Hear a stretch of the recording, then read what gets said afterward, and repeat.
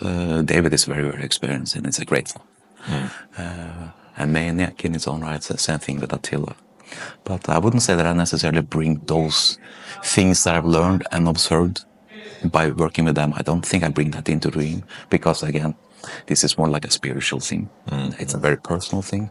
And again, I don't feel the need to address the audience in between every song or saying something funny or whatever, because that would be out of place. 13 cultists held a secret meeting, bringing powers of a darkness upon those who oppose them. The chief of the circle, known as Machias, drank the blood of a young baby offered unto him. Greetings, Legion. Welcome to another episode of Into the Necrosphere, number 274, as we march our way towards that episode 300 milestone. This week, I am joined by a returning legend, Rune Eriksen, as he's known to some, Blasphemer, as he's known to anybody who's anybody. He's been on the show once before. Our second encounter absolutely leaves that first conversation in the dust. For anyone who doesn't know and stumbled onto the show by mistake, Blasphemer is the mind behind RUIM.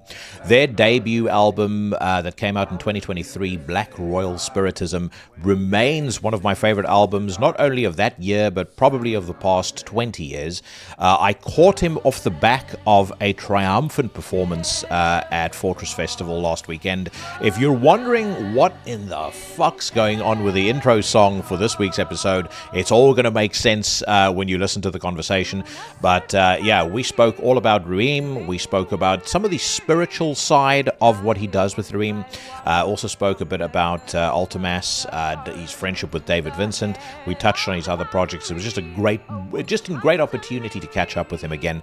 And it's going to be coming your way in just a few minutes. Before we get to that, I'm in the mood for some Gutter Prince Cabal sanctioned filth. And this week, our gaze turns towards a band called Deciduous Forest out of Brisbane, Australia. They have a new album out, or coming out, I should say, called Fields of Yore, due for release on June the 23rd. And to get us kicked off this week, I'm going to play you a track off that record right now. This is called The Formless Dark.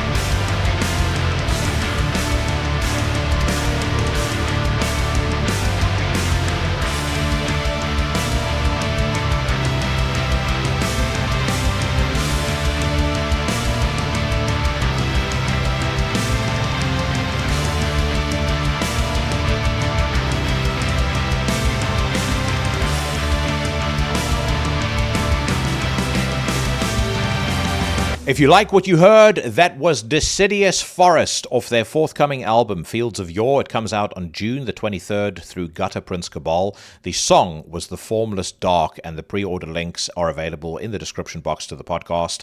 Gutter Prince Cabal, for anyone who doesn't know, is an incubator label focused on unearthing underground gems in the Asia-Pacific theater.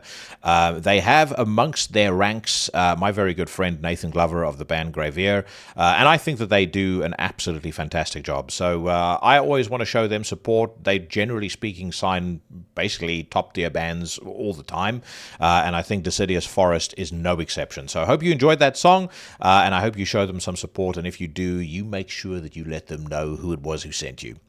Now, friends, there's been an awful lot of new subscribers to Into the Necrosphere over the course of the last 2 weeks. I want to welcome everyone who's new to the show with a quick reminder that you don't just have to limit your podcasting ecstasy to a Tuesday, because I'm a member of a cartel of content creators known as the Horsemen of the Podcasting Apocalypse, and we fill your week from Monday through to Sunday with the very best in metal, horror, and everything that's dark, weird, arcane, esoteric, and occult. On a Monday, we've got Brandon Legion bringing you an episode of Horror Wolf 666. On a Tuesday, there's yours truly, casting hexes and slaying poses on Into the Necrosphere. For the next probably 2 to 3 weeks, I'm going to be dropping some Friday episodes as well, starting this Friday with an interview I recorded a couple of weeks ago with Andy Milnes of Acate Enthroned. Really, the reason for this is I have been building up such a backlog of content over the last 2 months or so that I've got interviews there that are getting older, and I don't really like interviews gathering dust. So going to get a couple of those out. It just means that your Friday has you've got another reason to look forward to Fridays. On a Wednesday, we have Mike Hill from the band Tombs giving us his deployment of Everything Went Black. There is, incidentally, a new Tombs album on the way, due for release in October. I've heard it, of course, and I can tell you right now, if you're a Tombs fan, get yourself ready for something absolutely sensational. I personally think this is one of the very best albums that Tombs has ever done, and Mike will, of course, certainly appear on this show to talk about it nearer the time of its release. Also on a Wednesday, we've got the Middle Eastern Marauder, my brother from another mother, the great Cheyenne from the band Trivax, giving us an episode of Iblis Manifestations. There is a new Trivax album coming out, in case you just woke up from a coma. It's called The Great Satan. It's out on Osmos Productions. It is a definite contender for one of this year's very best. Great to see so much enthusiasm for it at Fortress Festival as well. And at Fortress Festival, Cheyenne and I recorded something very cool for a new channel, like a sub-channel that he's going to be launching. I won't reveal anything too much about it just yet, but keep your eyes peeled, because I had a lot of fun. I think you guys are going to really enjoy it as well. It's a bit different to what you've seen us do in the past, but you know, we tend to record content together on a fairly regular basis, and the feedback is always great, so this is going to be no exception. On a Thursday, Sensei Mike Hill returns, and he is joined by his co-hosts, the Outlaw Mike Scondato and the Professor Jeff Kashid, for another installment of Necromaniacs, the very best horror review podcast on the face of the earth, a perfect way to get your weekend started. Super entertaining, super enjoyable, sometimes very funny. It's a podcast that I never miss, so make sure that you don't either. We also have on a Thursday the first installment of Sol Nox, a podcast hosted by the sinister minister himself, Karl Hikara. He is also back on a Sunday with his second deployment of the week. And if twice a week is not enough for you when it comes to Karl Hikara, stick around after my conversation with Blasphemer, because he joined me as co-host for this week's News Rant. On the News Rant this week, we listened to new tracks by Aeon Winds, Mara, a little-known band called Paradise Lost, who has met with some critical acclaim on Into the Necrosphere in the past. And we spoke about a host of topics, including the feasibility of a My Dying Bride incarnation without Aaron Stainthorpe on vocals. As usual, Springbok rules applied. Springbok rules means no wimps, no mercy. So if you're the kind of person whose sense of well-being is threatened by somebody wearing a Destroyer 666 t-shirt within eyeshot, you might want to sit this one out. Right now, though, Sit back and welcome back to the podcast a man who I am going to start referring to as a friend, certainly a guy that I love talking to and who is always welcome on this podcast, the legendary Blasphemer. The show last night, as I was sitting down waiting for it to start, lights go down, the intro song starts playing, and it was like, I was sort of, is that Coven? Yeah. I was like, holy shit, that's Coven in Charing Cross. Yeah, it is. It was such a perfect intro to start the show with. I mean, I'm going to assume you're a big fan of the band. Yes, I am. Yeah. And in particular, that song is very special to me. So,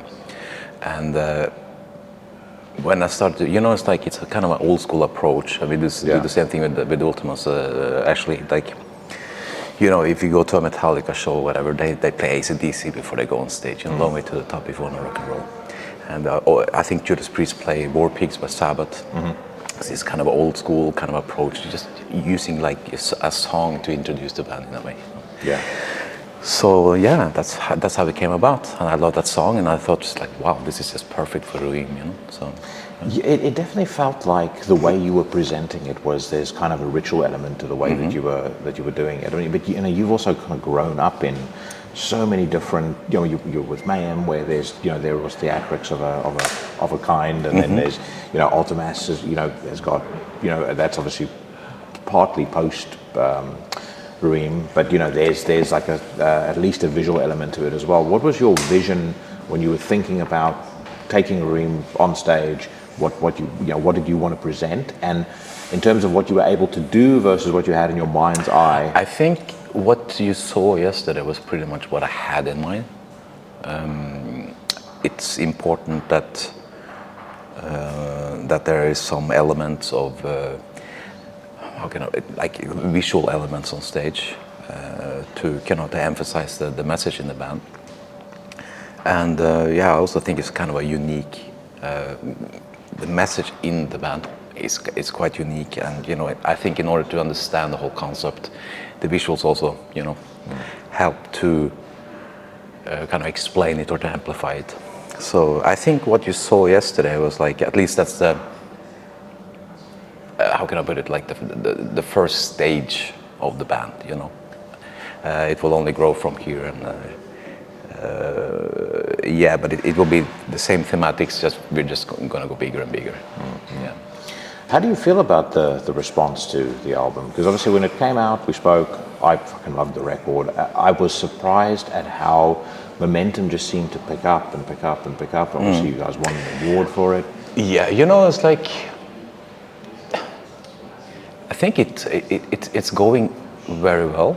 It didn't go like it was not like an overnight kind of thing. It was a slow burn. Exactly, it's a slow burn. But the album is great in my opinion. I really love the record. I'm still like thoroughly happy with it. And more people are getting into it and getting aware of the band and the message and.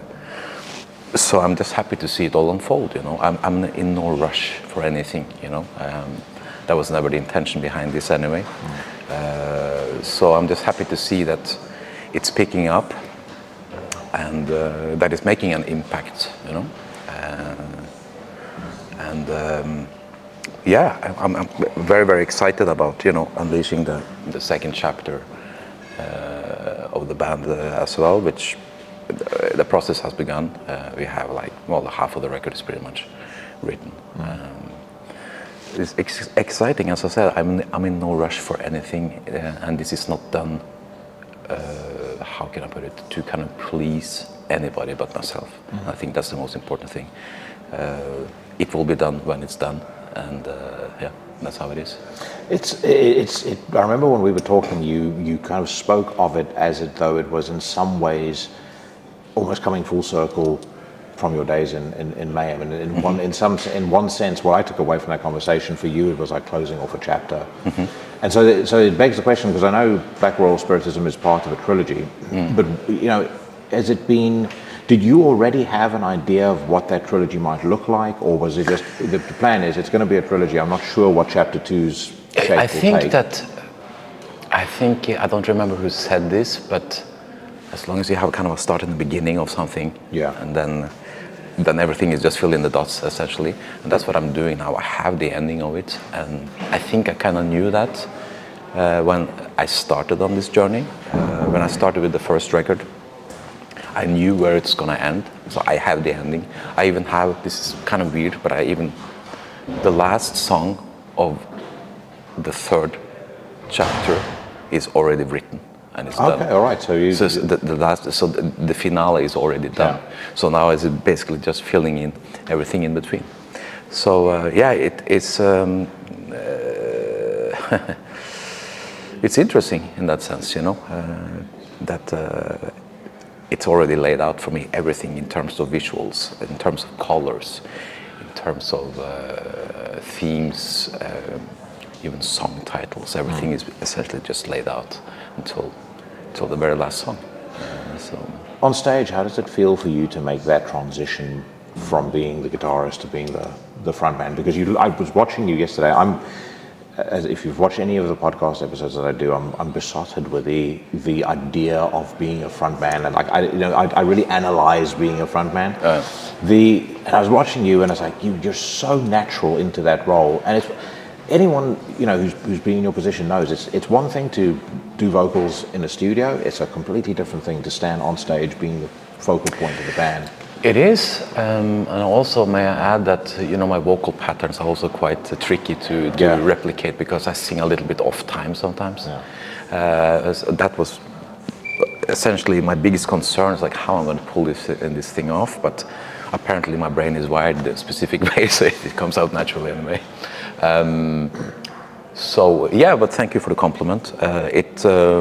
I felt way more comfortable yesterday than I did. I mean, after all, this is our second show. Yeah. So I feel that we're really just starting.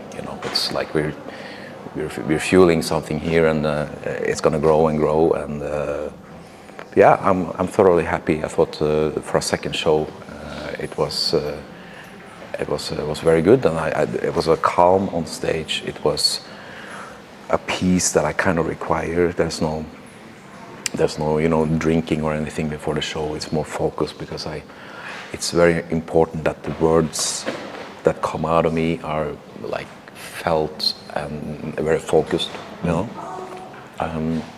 so it's not like blurred or like with a lesser intent, as usually comes with alcohol or any other form of altered state in that sense. So it was like a very, very focused thing, and I'm happy that it went across well. Seemed like people enjoyed it as well. You guys looked as well like a band who had been doing it for a long time.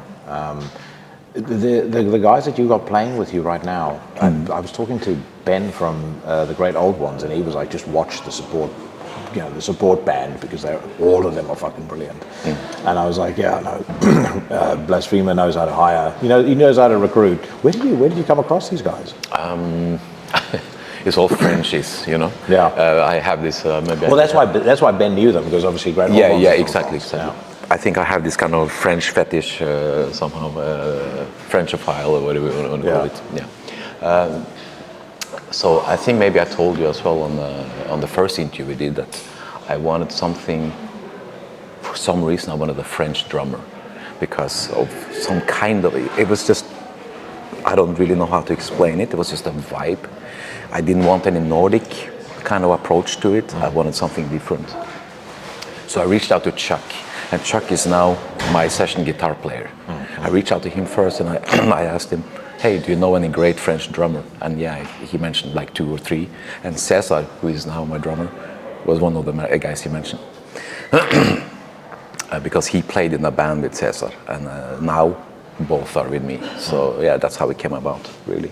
And Nico, the bass player, is a friend of Cesar as well, comes from Dijon, the same area. So that was an easy one.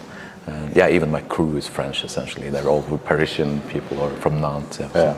Well, you're a man of the world, though, because grew up in Norway, moved to. Are you still living in Portugal? Yes, I still live in Portugal. Live in Portugal, but you kind of you have these. Obviously you've got Vltimas, where you've got guys from all over the world. You've got now RUIM with people from all over the world.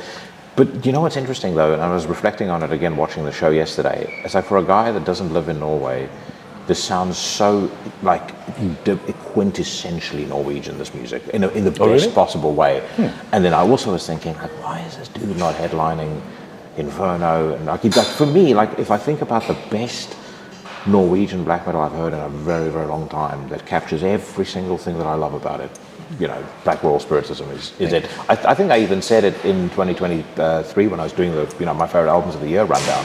I was like, this is just everything that's great about black metal rolled up into an album. Thank you. Yeah, I mean, I think you're the first one who actually tells me that it sounds kind of Nordic, but obviously, I mean, get away from your roots. Exactly. I mean, it's all there, so it's correct.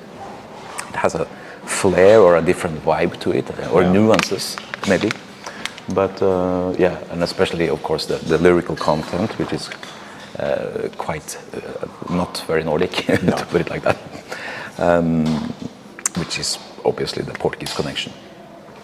So and I'm happy now that we finally got Midgardsblod, the festival, and got it confirmed as well for this August. So it's going to be great to finally, the first show is also in Oslo, but it's going to be great to bring this into my native surroundings. And interestingly enough as well, which is Midgardsblod, is like kind of dedicated to the Viking or Old Norse way of living. So it's, but everything is a part of one thing. So I feel that RUIM is like it's a perfect fit for that festival as well. So yeah, it's going to be interesting. Yeah, I asked this as somebody who's also a transplant. I mean, I moved from South Africa to the UK, but I still feel, even though I've lived in the UK for longer than I lived in South Africa, I still feel an extremely strong connection to the country. Mm-hmm. Do you still feel that to Norway? I do. There are things in me that gets amplified or triggered when I'm in Norway, but there's also things that annoys me a lot in Norway, and mostly the mentality, the attitudes, and the way the society in general works. It really rubs me the wrong way. But I just came from Bergen. I had a rehearsal there with Blood, Fire, Death, the Bathory tribute that we're doing. Yeah. And that felt good. It felt really, really good. I think I'm kind of mellowing up to the whole, it's like essentially I moved as far away from Norway as I possibly could in Europe, like from Norway to Portugal. It's like you can't really get further west. I was about to say, you still can use your EU, look at the privileges of an EU passport. Yeah, well, essentially a Schengen thing, yeah, exactly. Yeah. So there was something that really, really bothered me back in the days, and it's still a little bit there, but it's all essentially, it's just clouds, isn't it? They disappear, they vanish, then just pass you by. So I'm kind of opening up to I wouldn't say, or maybe my past. Maybe that was a thing which essentially drove me out of Norway too. It's like my kind of heavy lifestyle and the life that I was living in Norway at the time. That's essentially why I relocated to Portugal. I was going to ask you, what was the draw to Portugal? Did you move of for course, love? It was a girl, essentially. Oh, yes. It always is, isn't it? Yeah. And that was a very, very good excuse, of course, to get the fuck out of there. And my life changed, completely when I moved. My habits, my bad habits pretty much disappeared, and I got healthy, I felt like almost like a kind of a wounded wolf when I went to Portugal, and I grew to become a big one there. Like I regained my health and my focus and my attitudes and everything got better. So yeah, I owe it all to the move, really. It's interesting what you said about certain feelings in you get amplified.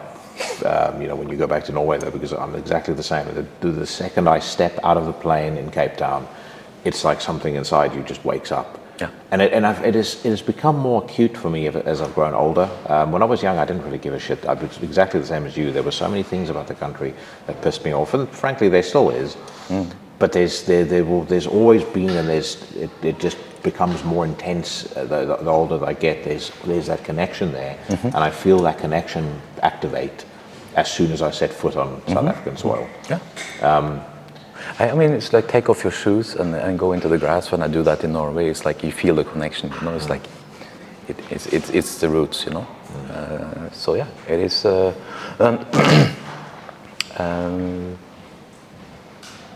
I do not think I'm done with exploring my past and not my past, but my let's call it maybe ancestral roots. I'm not done with that. I think it's a very interesting topic as well, and I am sure something will show up at one point. You know, so yeah, that door needs to be open. I cannot close that because that is essentially who I am. You know. Yeah, and I think when you're young and you're rebellious, you fight against it, and then one day you realize there's absolutely no point in doing that, and you embrace it. Yeah, and you feel like a more. It's going to sound incredibly sentimental, but I feel like a more complete person when you do that. Yeah, exactly. So, just going back to the frontman aspect of what we were talking about earlier. You know, you've been side stage with David Vincent, with Maniac, with Attila. You know, with elite of the elite people. Did you learn anything from them? Did you when you kind of find your own style on stage as a frontman? Was there anything that influenced you about it? The thing is, I've learned from all of them, obviously, but I also feel that in the setting of RUIM and the concept and what it's essentially is channeling, it's something so different from both Mayhem and Vltimas and I don't know or whatever. You know, it's its own kind of thing. So I wouldn't say that I learned. I think a frontman. It's like it depends on the band. It's like for me, I never see RUIM as entertainment, as an example. I know David sees Vltimas as more like an entertainment aspect, and I loathe entertainment in that sense. I would never put RUIM in a seat like that, you know. So it's very important for me not to have stage banters, you know, like talk about this or that, and for me that doesn't make any sense because it takes away the essence of what I'm trying to say. So yeah, it's a different thing. So yeah, in that sense, RUIM is on its own complete path, you know. But of course, I learn a lot. David is very, very experienced, and it's a great frontman. And Maniac in its own right, the same thing with Attila. But I wouldn't say that I necessarily bring those things that I've learned and observed by working with them. I don't think I bring that into RUIM because, again, this is more like a spiritual thing. It's a very personal thing. And again, I don't feel the need to address the audience in between every song or saying something funny or whatever, because that would be out of place, you know. Yeah, and it definitely. I mean, I'm a big fan of stage banter, but there's a time and a place for it. It would have been very odd if in between songs last night you were going, "Hey, Scarborough, what the fuck is up?" Yeah, exactly. Yeah, that would have been terrible. That would be, you know, it will break the character. It will break the whole mission of the band. You know, it's all about, for me, it's about some kind of elevation, ecstasy kind of thing, and to go into more kind of banal, profane kind of funny things that would really, I think it would just, you know, cut that kind of link, you know. Yeah, which again is part of what makes RUIM so effective, is because nothing that I hate more as a fan being taken out of the experience, like as a listener being taken out of the experience. Like it's like if you were watching a movie and it's super intense. You're watching my favorite movie, There Will Be Blood, super intense, and then midway through one of the most intense scenes, like the baptism scene, Daniel Day-Lewis looks at the camera and goes, "Hey, I'm just fucking around, by the way." That's basically exactly. That's Same basically thing. what it would be. Exactly. I spoke to David about probably a year ago, and one of the questions I asked him outright was, "Who's the most talented musician that you've ever worked with?" And he kind of paused on the question, and he then went into a very, I would say, a very fond conversation about you. Okay. How's your and his friendship developed over the years? Because I definitely feel like, especially taking from what he was saying to me, I definitely feel like there's a bond there that has grown kind of the more you guys have worked together. Correct. I feel the same way. I think in the beginning it was a little bit like fire and ice. We were very opposites, you know. But we've been hanging out around, we've been touring a lot together. We've been, composing, working together a lot by now. So I think we found a kind of a good synergy, a good way to work together, and also respecting each other's boundaries, and also listening to each other's inputs, he knows how I work, I know how he works, and we're careful not to step on each other's, toes in that sense, in that regard. So I think we have a really, really good relationship off stage and on stage, be it creative or just, like going out for a drink or whatever. So yeah, we became really good friends. And again, it's something that I would agree to, that it just keeps growing, which is a good thing. I think we found also similarities within ourselves that that we share in common, and yeah, it's going to be interesting. We're plotting the third record now. We're meeting up in Estonia for a show, and then we're going to Poland to work. So yeah, it's going to be interesting to see where it's There was leading. definitely a very big step up, I felt, from something Wicked. I'm going to fuck the title up now. Epic. Something Wicked marches in, and Epic. Like Epic it just felt so much more natural. It felt like a natural expression. That album more so than correct. The first I mean, the idea was not to overthink anything. It's like just essentially just create songs, because I think I also told you before. Things that I listen to, if I listen to metal at all, it's like Old Priest, Motorhead, Kiss, Sabbath, these kind of things. And it's all songs, and not overthinking. It's just like pouring it out.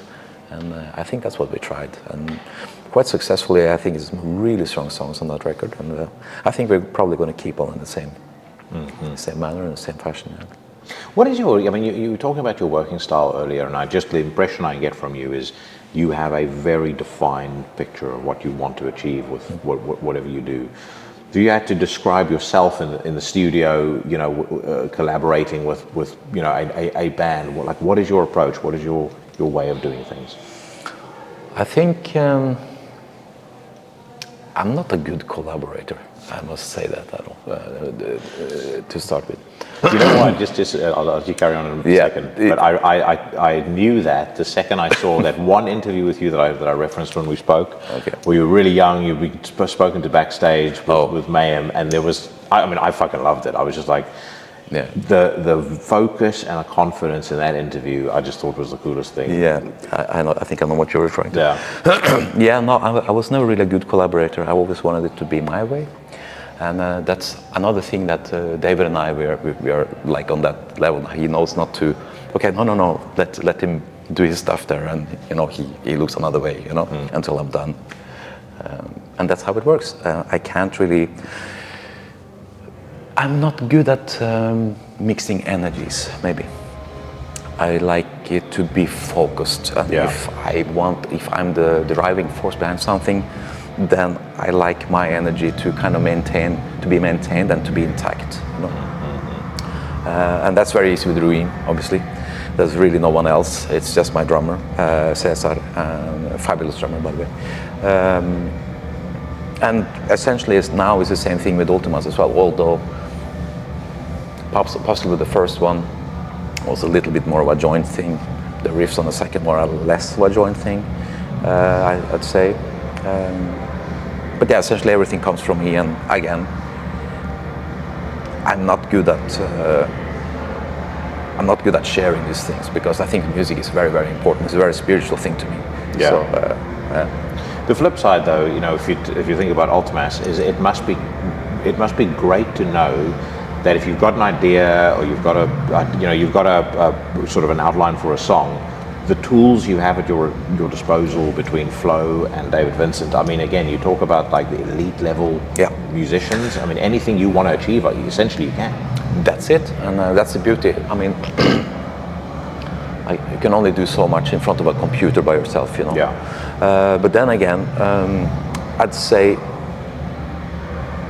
Vltimas is more like a kind of a joint thing in that regards. Whereas I felt always like if I presented a riff and then Flo would put a beat on it, I would feel that somehow the music got lighter when he put his beat on it, because my music always comes from a kind of crooked place. You know? So I think that with the joint forces or the energies present in Vltimas kind of made my music a little bit lighter. As opposed to RUIM, where the focus in Caesar as well is very, very, very close to mine. So yeah, it's a lot about the interaction between people. This is correct, but I also feel that RUIM is more controlled in that sense, that it's more singular, you know, energy-wise. So yeah. It's an incredibly well fleshed out concept. I mean, considering that it's, you know, first album only, but you know, on stage with everything, the sigil that you guys are using. You know, you've spoken, and you know, I want to talk to you a bit about the kind of spiritual aspect and the message of the band, because that seems to be something that people have gravitated towards a huge amount with this album. Yeah. Was it surprising for you that people connected with that as much as they've done? I never really thought about it, but I knew when I was venturing into this thing, I knew that it was very unique to start off with, and I just felt the energy immediately speaking to me. And yesterday was, as you just mentioned as well, it's like it was a kind of a proof that there's something that people are indeed getting drawn to. You know, it's like we did very, very well. People seem to purchase a lot of merch, and you know, like showing their support. And it was on kind of a silence, and people were kind of observing and you know, taking it all in as we played as well. So it's a beautiful thing, and I love that. You know, it's that people are receptive to this and trying to understand the message that I'm trying to convey, or you know, that I convey. So it's I wouldn't say it was surprising, because I didn't really, you know, I was never really focused on that this is going to be a band for everybody. This was a band for me. This was a vehicle to express my beliefs and spiritual practices or whatnot, you know. Yeah, in that sense, you cannot really calculate anything like that. But I do believe that people feel it's real, you know. And for me, that if it's real, then I know that people will automatically get drawn to it. People will feel that, you know. Yeah, if it's authentic. This is not a theater. Yeah, exactly. This is not a gimmick, you know. So, and I think, yeah, indeed, that people feel that, and so yeah, I'm very happy I got fantastic feedbacks, and you know, people seem genuinely interested in the whole thing. So yeah, it's great. Has making a record that is built around that theme and around those ideas, has that evolved your own thinking and your own spirituality in a way? For sure. Sometimes putting words on things, you know. Some of these lyrics are things that I've been through, specific rituals. Okay, it's not like, how can I put it? It's not like literal. It's all kind of a metaphor kind of thing in the lyrics. But it's all, everything is very, very personal, and it also involves energies that I've been working with or continue to work with. So yeah, it's a form of elevation for me as well, indeed. How did you start down that path? It started when I had, my life was completely blocked, essentially. Everything went wrong. So it's like, what the fuck is going on here? I'm like talented, I have all the means, and so it's like... How old were you around this time? Huh? How old were you around that point? This was around 2012, maybe. Yeah.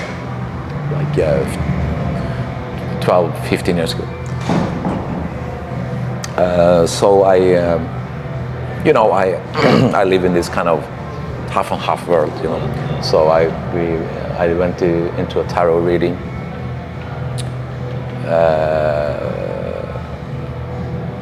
which was essentially handled by a gypsy.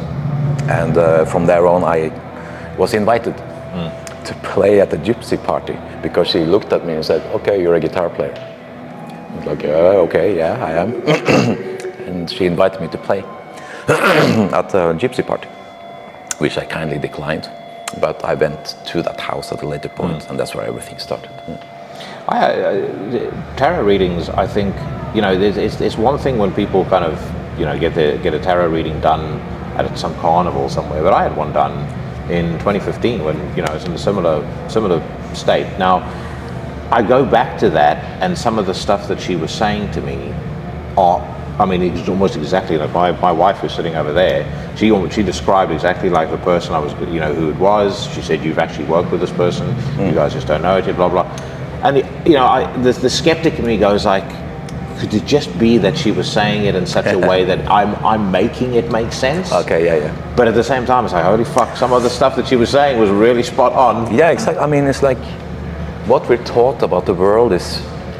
It baffles me that it really does, like the way we're programmed from when we're kids, programmed to not believe in that, not to believe, no, that doesn't exist, magic doesn't work, nothing works, it's like it's taking away all the tools that we have that essentially the world has given us.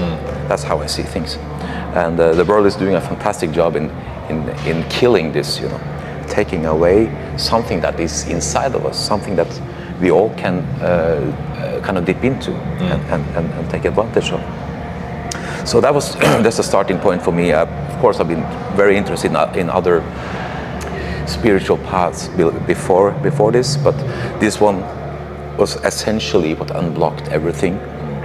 It all happened overnight with a specific ritual, and overnight I felt like I lost like 25 kilos, but spiritual weight, So that was like, okay.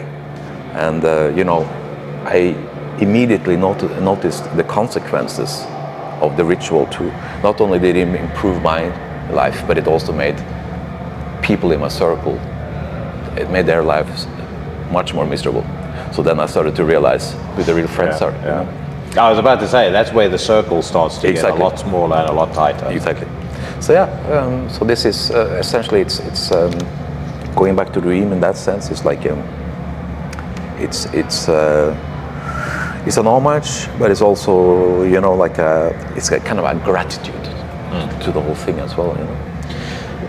On the topic of friends, like especially with your insight into yourself and I think how you've started to live your life. And I'll ask you a personal question. Is it difficult for you to manage the inauthenticity of the music scene? Because you're surrounded by an awful lot of people who want something from you, people that are insincere in their intentions, stuff like that. That must be, it just popped into my head as you were saying this, like putting myself in your shoes, it must be challenging to deal with. It is very challenging. And, also, I'm not necessarily the biggest fan of the genre myself. I don't really listen to that much extreme stuff. I listen to old extreme stuff. And you do, but yet you do it extremely well.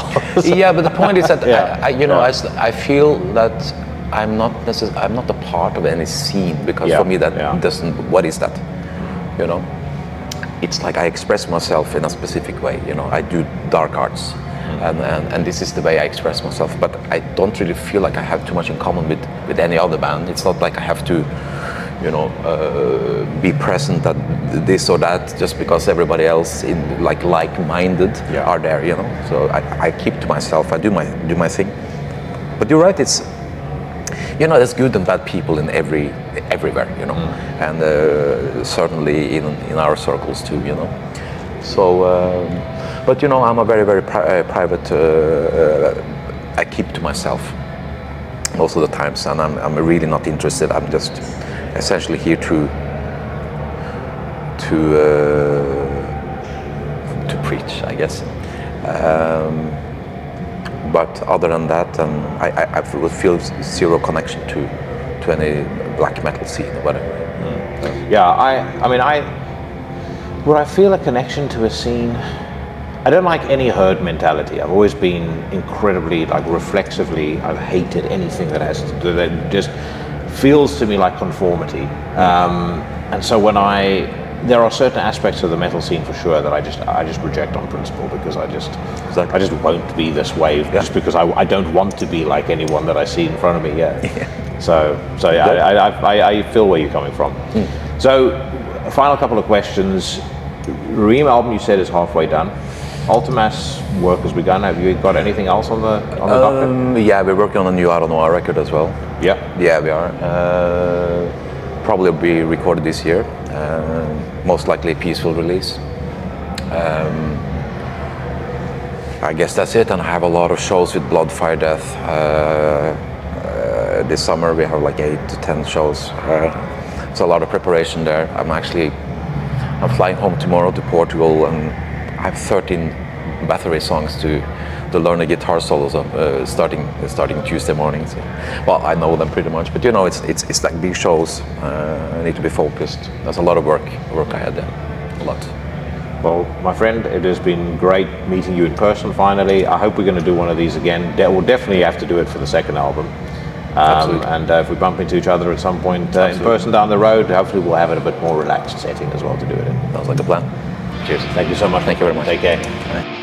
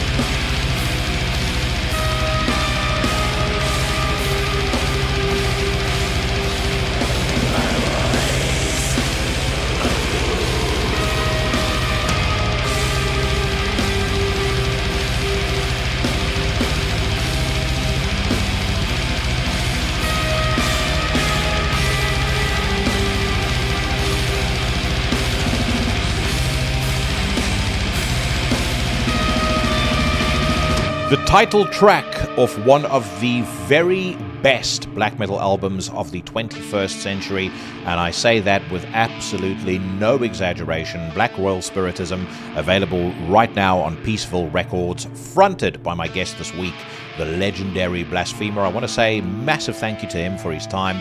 A very gracious guest as always, and we will do another one of these without a shadow of a doubt. Cannot wait to see what RUIM's future holds, musically speaking.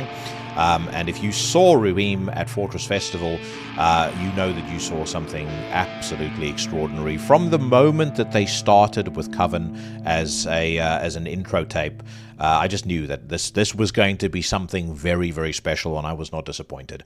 Hope you guys enjoyed that. As always, the link for RUIM's Bandcamp will be in the description box of the podcast, so head over there and buy it if you haven't done so already. Honestly, if you haven't done so yet, I am fucking shocked that you're listening to this podcast, but that's just me. Before we get to the news rant, I wanted to just play a quick track of another new release that I have been really excited about. It has now dropped this past weekend, and it most definitely does not disappoint. The album is called Braiding the Stories, the band Galsveard, and the album is out now on Season of Mist Records. A bit different to the Galsveard debut, Ghosts Invited, which came out in 2019, was one of my favorite records of that year. This one, I think, feels a little more cinematic.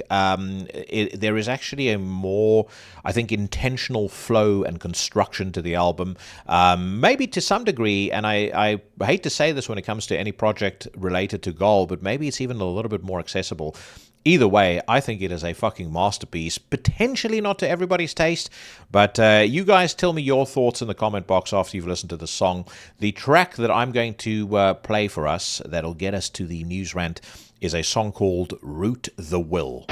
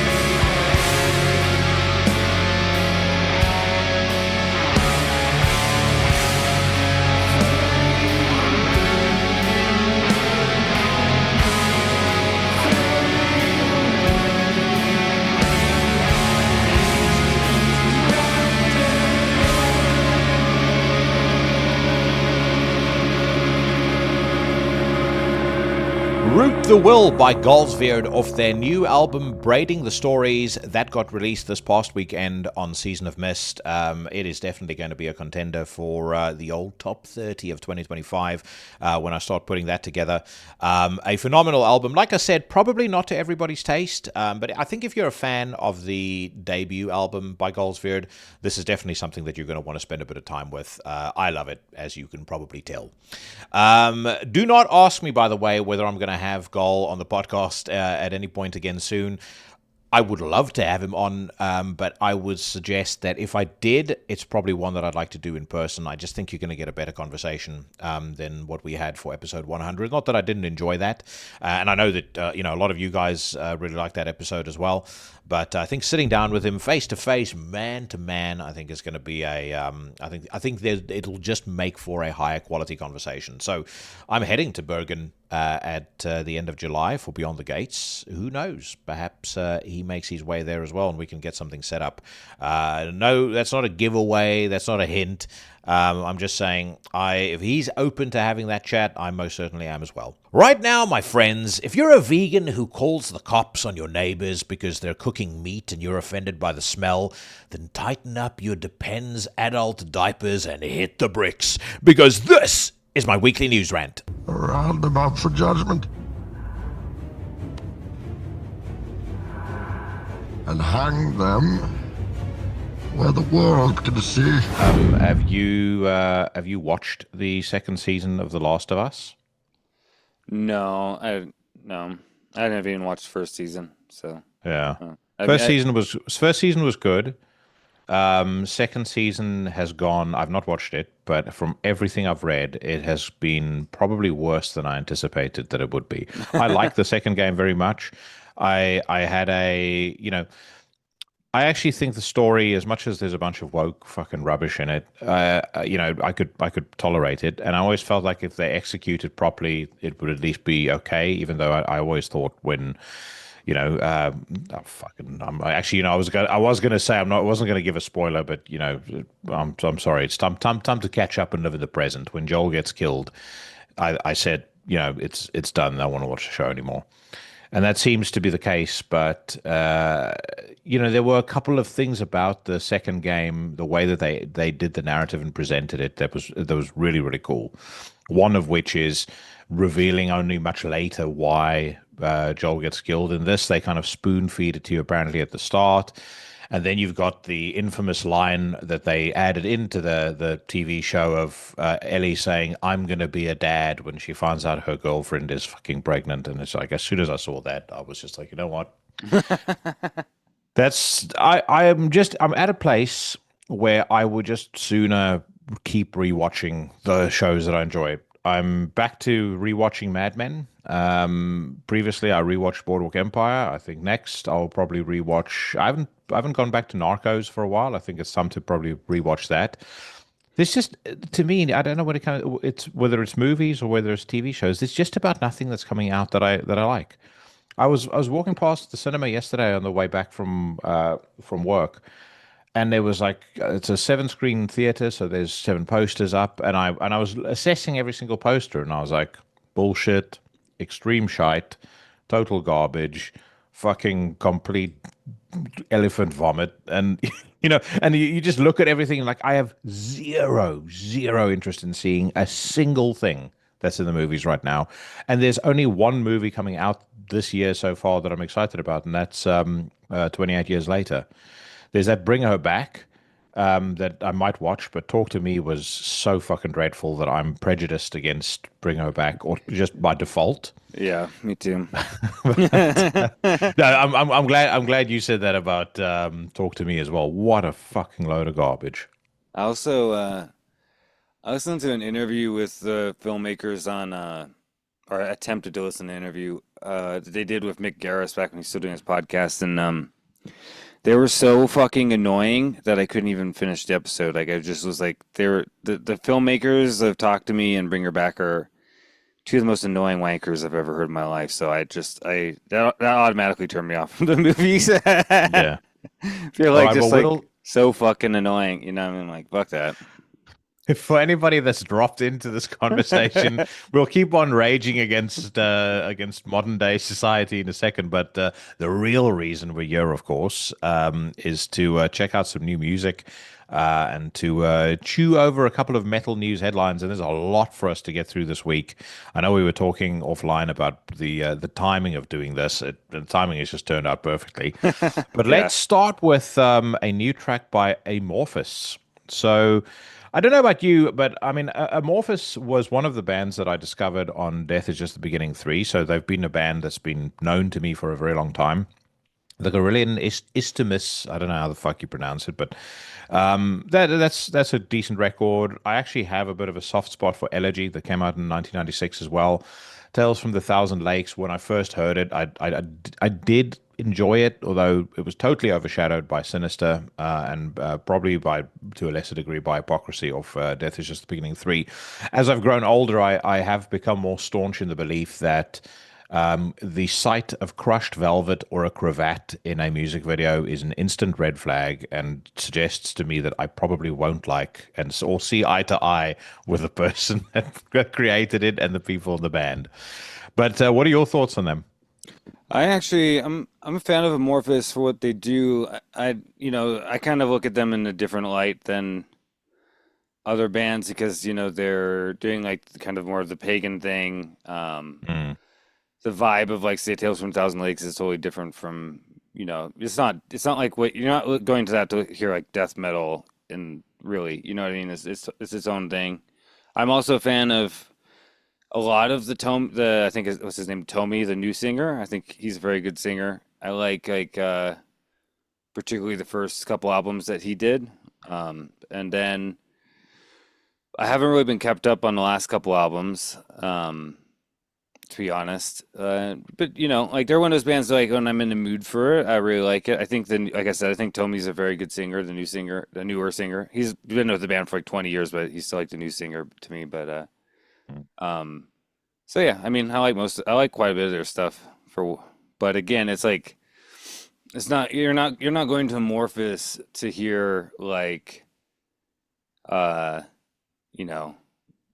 dark extreme shit, like they're kind of doing it's more melodic and folky or whatever, it's got some folk riff melodies and whatever, what I mean? Like, like stuff like, Elegy, for example, or all the lyrics are based around stuff from the Finnish Kantele.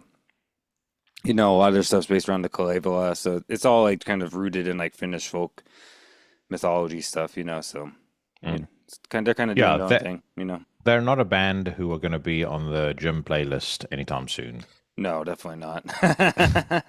They've been consistent though. New album is 15th studio album. It's going to be called Borderland. I don't actually think they have taken a break as a band. Like if you go through their back catalog on Metal Archives, I mean they're reasonably consistent with how frequently they release new music. But the new single is now out and ready to be held up against the ready to be lined up for judgment by myself and the Sinister Minister. It's called Light and Shadow. Let's hear what it sounds like.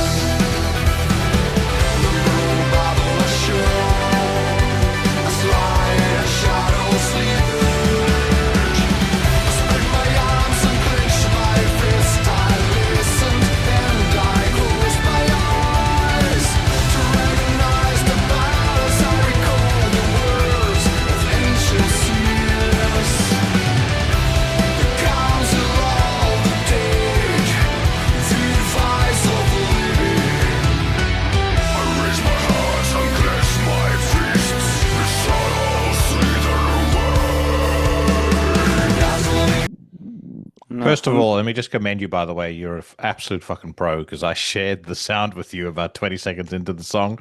I realized I hadn't done it, and you just kept stone-faced. So thank you very much for that. I thought it was just silent in that first part. Yeah. But yeah, like I said, you are an absolute pro. But in terms of the song, what's your verdict? I have to say I'm not really feeling this one. I didn't really like that first single either, so I mean, like I said, I've kind of fallen off. The last album of theirs that I really liked a lot was, I think, called Gray Days, that came out like a while back. I don't know, 2016 or something. So it's been a minute since I've really listened to them. So I don't know. I'm not really feeling this one, to be quite honest. And the lyrics are a little goofy. The lyrics are dreadful. The Yeah. music is awful. I dislike basically every single thing about the song, with the exception of the production. It actually sounds really well recorded, and the mix, everything that sounds good. I mean, they've got a bit of money behind them. It's amazing actually how many people listen to this band. Because I always felt that they were a niche within a niche, even back in the day. But yeah, it's just not something that I like. And this is not something that has nothing will be done yet to convince me otherwise. Yeah. I do. Sorry, you were gonna say? I saw Amorphis live with Swallow the Sun back in 2017, and Swallow the Sun were really good live. I'm a big fan of them. And then but they were loud as fuck. They had big loud amplifiers on stage. Amorphis came out and they were running everything through the PA, so there was no sound on stage, and the only thing you could hear was the vocals and the drums and the keyboard parts, because the guitars were non-existent. You couldn't hear them at all. So it was kind of a funny experience. I was like, I don't think this is a very good setup for you guys. No, definitely not. Now, a band I do love very much. I know you share my love for this band. They have finally announced and detailed their new studio album. And if you're not watching this, for those listening on Spotify, I'm speaking, of course, about Paradise Lost. Yes, sir. Gothic metal legends Paradise Lost are excited to announce that their new full-length offering, Ascension, will arrive on the 19th of September 2025 through Nuclear Blast Records. Comprised of 12 new pieces. I was just about to say 25 new pieces, which is why my pronunciation of 12 is a little off. It is early in the morning. It was produced by Gregor McIntosh, mixed by Lawrence McCrory. The first single, Silence Like the Grave, is available for streaming right now. My expectations for this has been fucking sky high, so let's hear what it sounds like.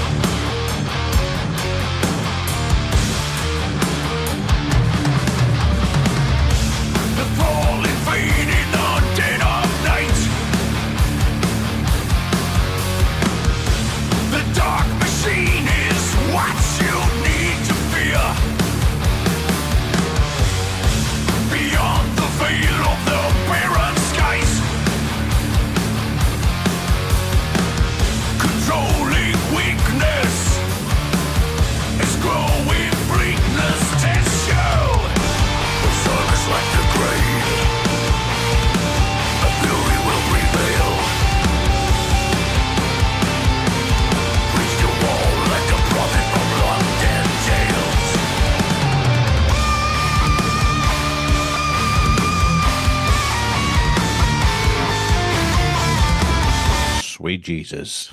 The truth be told, I've already listened to this song multiple times today. So yeah, So this it's isn't your great. you haven't saved yourself for the news rant. How fucking dare you? I couldn't help it. Have you heard it? Did you listen to it? Yeah, I have. Yeah. In the interest of transparency, of course, I was going to listen to it as soon as it fucking dropped. I was like literally like almost counting down the seconds, like refreshing Spotify. Is it there? Is it there? Is it there? Oh my god, how fucking brilliant was that? It's great. I mean, the thing that I'm really happy about is that they're going back to more of the sound of In Requiem and Faith Divides Us. You know what I mean? Like, because that's definitely what that. I mean, that very much sounds like something that could have been off of Faith Divides Us, Death Unites Us era. You know, I agree. Which you know is honestly probably my favorite era of the band. To be quite honest, is the era of In Requiem, Paradise Lost, Faith Divides Us, Tragic Idol. Like I really like that particular pocket. I mean, one thing I was talking to you offline about is that I've been really diving into the new remixed version of Believe in Nothing. And I have to say that I really think that album's a fucking masterpiece now. Like with that remix, the remaster, like it's just really makes it pop. Like everything sounds so much better. I think that that album has gone up quite a bit. I think that actually probably my least favorite Paradise Lost album is probably got to be 1 Second, actually, because I think about it, like that's the one I listen to the least. Particularly now that this new, you got the remix remaster, Believe in Nothing. Like, people really need to. If you like written off Believe in Nothing, people out there definitely give that remix a listen because it makes they made the guitars a lot heavier sounding and it just sounds really good. Yeah. They did a superb job of that remix. I completely agree. 1 Second though, I wouldn't write off. I mean, you've got songs like Lydia, which I love. You've got The Sufferer, which is fucking excellent. There's a couple of really, really good songs on there. But in terms of the direction this track has taken, I predicted boldly that it was going to be going back to Draconian Times era sound. I felt like there felt to me like something was off on Obsidian. I've already shared my very difficult relationship with that record on the News Rant many times. It was just not a record I felt they were comfortable with. There were opposing creative forces on that record that made it feel like it was suffering from an identity crisis. This does not sound like that whatsoever. Immediately, the song is better than anything off Obsidian. And I totally agree with you. Actually, the end result probably would have fit in quite nicely in that era of In Requiem, Faith Divides Us, Death Unites Us, and Tragic Idol. Yeah, I would argue with a little bit of Icon thrown in, and again, I mean, I think they enjoyed that Icon 30 anniversary celebration so much. It was inevitable that some of it was going to creep its way back into their music. Yeah, we'll hear what the rest of the record sounds like, but I think even from the album cover, the fact that the logo has gone back to that era that we've just spoken about now, the intent to me seems that it is definitely going back in that direction. I'm on board for it. This is fucking beyond top notch. To your point when we spoke offline, if the rest of the record is of similar quality, this is a top 5 contender without question. Oh yeah, and the other thing I noticed too is that they posted a video of Nick talking about that Century Media era of Paradise Lost through. I think Tragic Idol is the last Century Media album, or maybe it was Faith Divides Us, I forget. But he was talking about those albums, like what was his favorite songs from that era, and I know that's partly because they got the rights back to that era, but I think there was also a hint in doing that video to be like, yeah, this is kind of the direction we're going in. You know what I mean? That's kind of it's the direction they seem to be the most comfortable with and that they enjoy the most. And if my view has always been, what I've loved about Paradise Lost is that you can't quite ever predict where they're going to go. Sometimes they do something super heavy like they did with The Plague Within. And sometimes they do some mellow shit. And I've always been on board with everything they've done. I loved Host when it came out. I know It's a you and great I are album. probably two of the only people that did, but I don't give a shit. I fucking loved it. The only album that I've ever been disappointed with was Obsidian for the reasons I already mentioned. But it feels to me like this is definitely like it sounds like a band that's enjoying what they're doing. I don't know if it comes off the track to you, like if you get that energy from the song. But for me, it really feels like it's a band that enjoys what they're doing. And one touch I want to highlight that really stood out to me about this track, I love the deeper register growls that Nick used for the chorus because it's weird. It's almost like a kind of goth growl, if that makes sense. It's not his standard growl, and there's almost something relaxed about the way he's doing it, but relaxed in an eerie, like really intense way. It's fucking. I love it. I absolutely fucking love it. Yeah, and those vocals are again part of what makes me think a lot more of Fate Divides Us era because he didn't really go full growl. He did those kind of growls on that album. Like he didn't really do like he didn't start doing like the full on death growl until Plague Within again, right? But he was doing kind of these kind of lower, like I guess you'd say goth growls, like kind of like Field in the Film, Carl McCoy style growling. Yeah. On those albums, on that album, and I think that's a big part of it. Even the artwork reminds me of Fate Divides Us.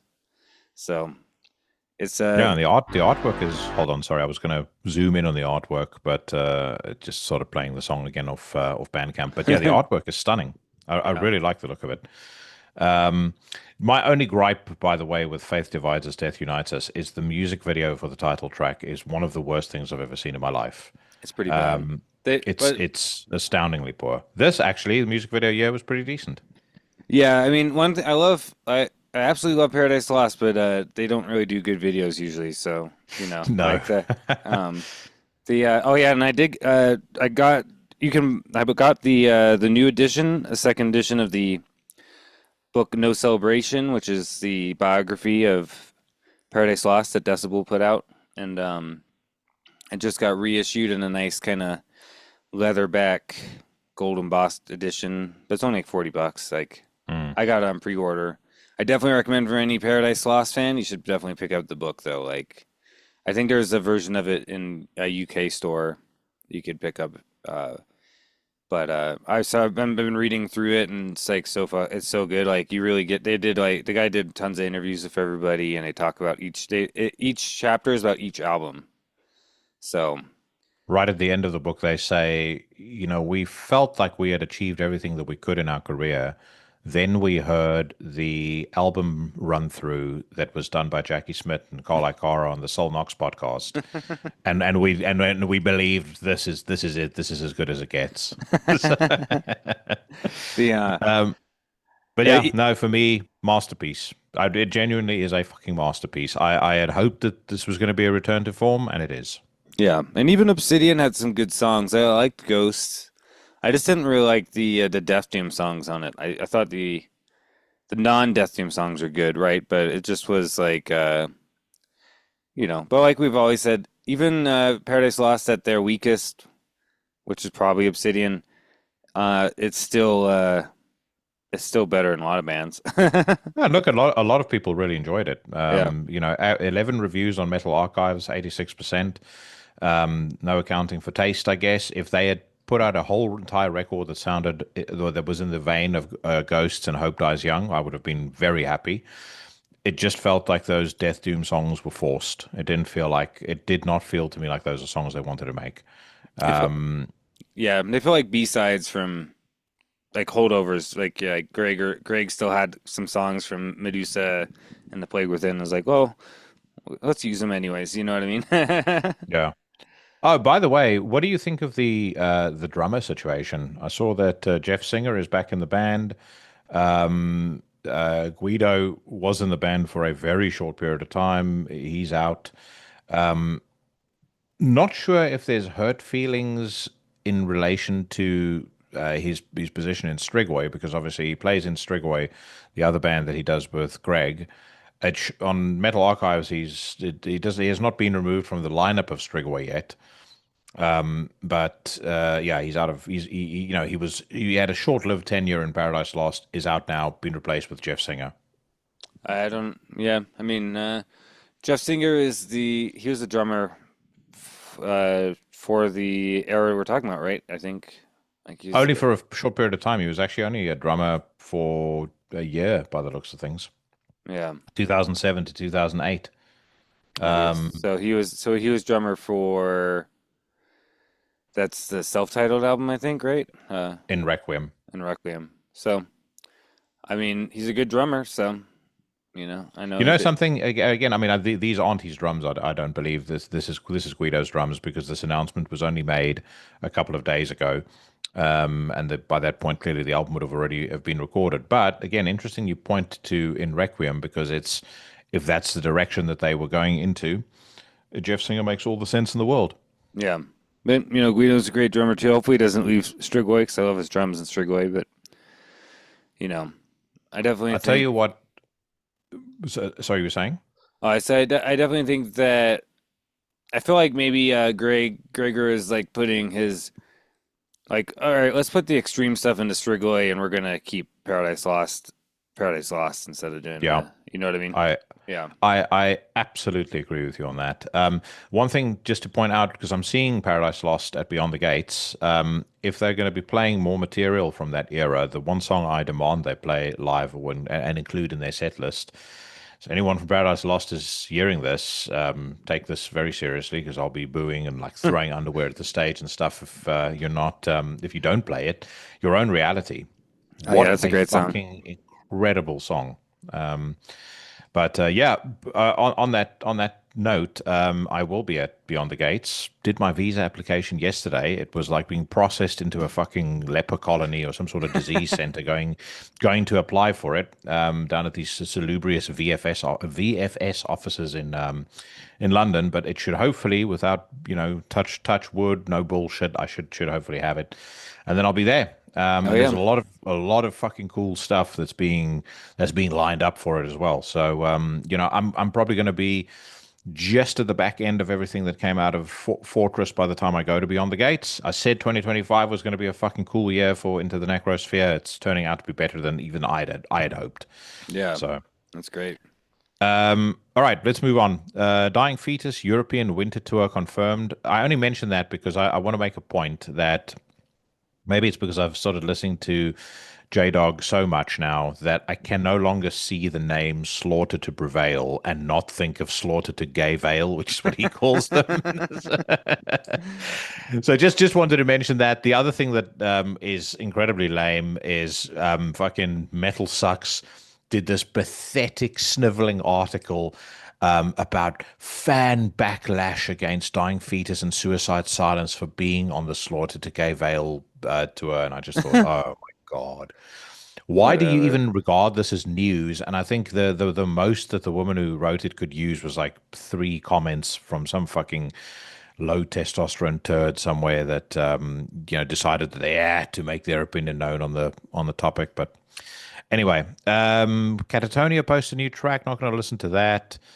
Festa Decay, have they got a track up here? They've signed with Relapse, and I'm always interested in anything that Relapse put out, but no new song.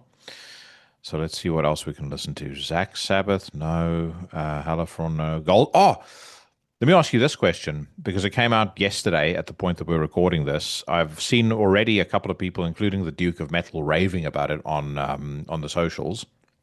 I have my thoughts. Have you listened to the new Galsveard album? I haven't listened to the whole album yet, so I haven't. So that sounds ominous in terms of your verdict on the record. No, I mean I like the singles for. I just didn't feel like listening to it today, so. Okay, all right. No, I thought you started it and then you thought this sucks and moved on. No, I just didn't. I just wasn't in the mood for you know what I mean. Like sometimes Galsveard is one of those things where I'm like I want to be in the right mood to fully appreciate it, if you know what I mean. But I like the singles that were released for it. I'm sure it's great. So, it's a very good album. It won't be to everybody's taste. I think there will be a few people that were very much into the debut, was hoping for something along similar lines, and will end up feeling disappointed by the album. I do think also it's one that is a grower. It's, you know, it won't necessarily always grab people at first listen. I think it will take a couple of listens to fully sink in, but it's really good, very cinematic, very it's very Gall in a weird way, even though it's very different to the first album. But it's an interesting and unique sounding album, and I think probably will end up making definitely my top 30. The top 10 I feel is where the sharp end of the competition is going to be this year. And I've also, just on that note, I've had a ton of people asking me what I think of the new Sargeist. To me, that is a Emperor's New Clothes record at the moment. I do not understand the fuss behind it. You know my thoughts on Horner. I like the earlier Sargeist stuff, but new Sargeist to me is verging on meriting a name change to Snorgeist. I mean, I love all Sargeist. I actually liked the newer albums, like Unbound, quite a bit, and Death Veneration EP. The problem is that, for whatever reason, Shawreg kicked out the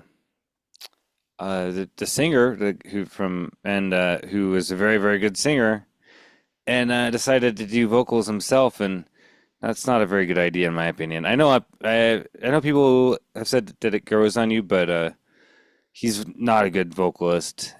You know, I don't know why he decided to do vocals now. You know what I mean? Like, so yeah, it's okay. It's not my favorite. My gripe with it is it lacks power, you know. And again, I know I keep comparing it to Horner and it's probably because of the connection of the members in the band. The last Horner record, I instantly heard, and it felt like someone was mainlining adrenaline into my veins. And I always feel like that when I hear the record. I think it's magnificent. I've generally always felt like that with anything Sargeist has put out, but this has Rain Chaos energy coursing through it, you know, where all I hear is a bunch of really accessible melodies. I agree with you on the vocals. There's just a lack of impact to the vocals. I don't understand what the fuss is all about. I really don't. And I've tried to hear. Like I'm not going into this going, you know, when I saw the new Sargeist was released, I was like, yeah, I can't wait to slam that one on the news rant. You know, if it was great, I would have been effusive in my praise. I just don't think it's very good. I mean, you compare that to the new Titan Blood, it's not even fucking. There's not even a discussion to be had there. Yeah, just it's okay. I mean, I'll listen to it some more. It might grow on me, but as of right now, I don't even know if it'll make my top 30. To be honest, my top. Oh no, it won't. Maybe top 50. We'll see. We'll see if it grows on me, but right now it's not even a contender. No, definitely not. I think the second half of this year is going to be beastly in terms of new stuff coming out. You know, we've got our friend Mike Hill putting out.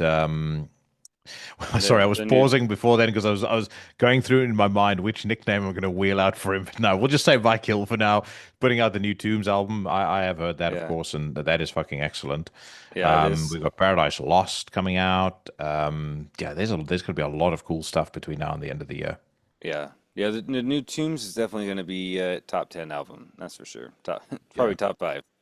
Yeah, no, unquestionably. Oh, yeah. If you liked, I would just say, and without giving away any spoilers per se, if you've wanted a more focused, aggressive version of the Grand Annihilation, you are going to be very, very happy when you hear this record. Yeah, that would be my teaser. All right, now speaking of new albums coming out, Sodom are putting out a new record. It's going to be called The Arsonist.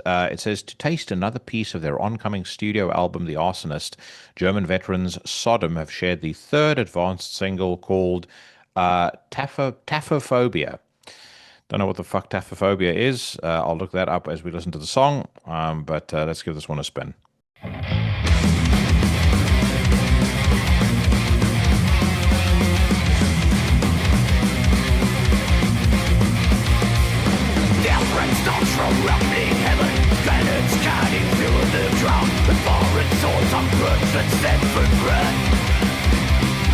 The way men blocked by angry fire, fueling grit and faceless light. The Lord is smoke that neither understands.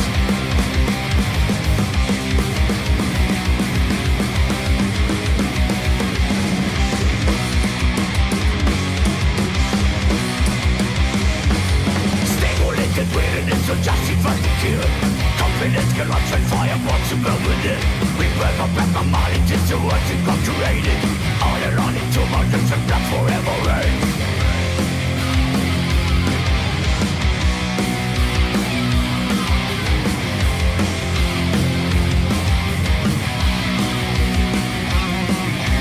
Tempophobia, tempophobia.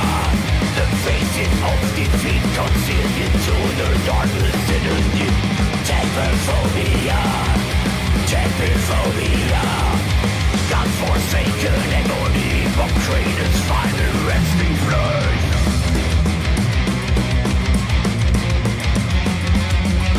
place. Taphophobia means an irrational fear of being, an irrational and intense fear of being buried alive. Did you know that? I just looked it up, but it doesn't make sense with this fucking the video. Or like, if you're in a fucking World War I trench, it's not an irrational fear of being buried alive. It's a very rational fear of being buried alive. Yeah, so it doesn't make any sense. I would agree. It's very stupid as fuck. Well, it kind of is a nice metaphor for the song, because the song doesn't make much sense. It only makes sense that this is getting released by a label if you think of the fact that Sodom is a legacy band, because the song fucking sucks. Yeah, it's horrible. It's absolutely atrocious, and it's not befitting a band of this legacy. I mean, that's my honest view is the last Sodom album that I thoroughly enjoyed was In War and Pieces. That is now 15 years old already, which is crazy to me because I remember the album when it first came out. But this really is bad. This is thrash that is truly showing its age. The only Sodom album that I like is Obsessed by Cruelty. So I don't like it. I don't listen to anything else. I thought you were about to say the Victims of Death demo. Everything else pose as shit. I only like plays the one with the Executioner guy in the cover and Obsessed with Cruelty. I did like the final Sign of Evil album they did, where they re-recorded stuff from the In the Sign of Evil and Obsessed with Cruelty. I thought that was pretty good, like a re-recording, like because it still was pretty raw and kind of sloppy like the originals. But I never really liked the rest of their stuff very much. Once they decided like, oh, we're going to talk about like Vietnam and shit, I was like, this is stupid. It's not really for me. Yeah, it's not what I want. It's not what I want from my thrash, I guess. You know what I mean? Like, but I mean, I guess I don't know. I don't know. I don't even know what the albums are called. Some of their later ones are okay, I guess, but it's just not for me. Yeah, as I said, in War and Pieces, this is very good. It's got some, real nasty riffs, really groovy, very, very cool, great production. It sounds heavy, aggressive. It sounds like the things I like in thrash. On the topic of thrash, by the way, did you hear that Fugitive song that I played the other day when I was ranting about the nonsense bands that Metallica were taking out in Europe? Fugitive. Yeah, Blake Ibanez from Power Trip is in the band. You played on News Rant? Yeah. I don't remember. I mean, I heard it. If you played it on News Rant, so I just don't remember. Let me just give you a little taste of something. You have to hear this. I heard. I mean, I heard it on News Rant, but I don't remember. I don't remember what it sounds like. So let me just give you a quick taste of this. I want you to hear the. Hold on. I want you to hear like the groove towards the end of the song. This is the kind of thrash that I like.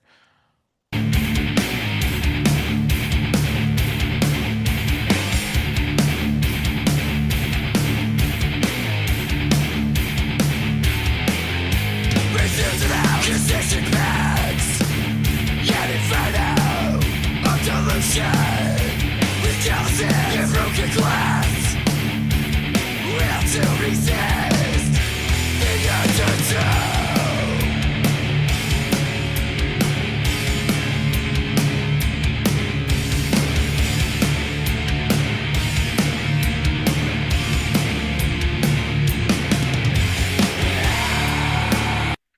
That is thrash that makes me want to have a road rage incident. It is fucking brilliant. The vocals are good too. Like, yeah.